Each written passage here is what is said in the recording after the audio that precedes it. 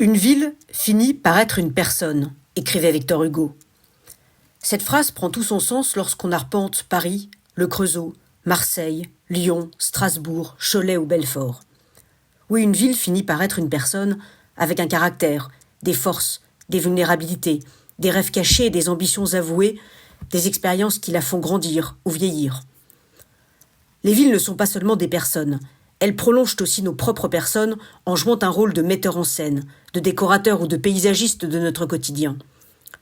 Les territoires dans lesquels nous vivons, habitons, travaillons ou faisons du tourisme peuvent être le prolongement de nous-mêmes autant que nous sommes susceptibles nous-mêmes de les prolonger.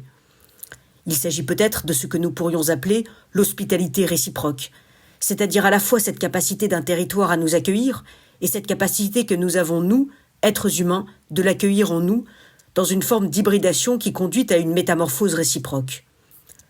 Cela fonctionne dans les deux sens, comme tout ce qui relève de l'art de la relation.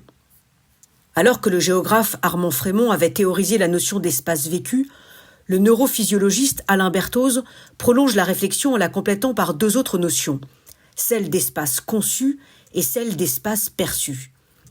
Il opère également une distinction entre espace aliéné, c'est-à-dire un espace que l'on ne pense plus, que l'on ne voit plus, auquel on ne prête plus attention, et espace vécu, un espace où l'on se projette et qui se dilate à mesure du développement de nos émotions.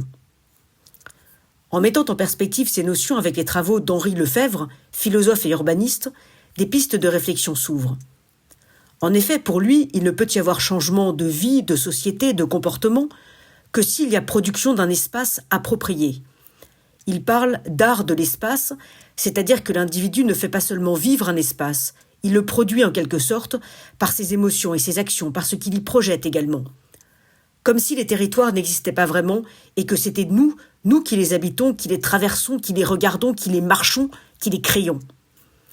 L'idée d'un espace comme produit est très puissante lorsqu'elle est mise en perspective avec la question de la dévitalisation et de la revitalisation des territoires.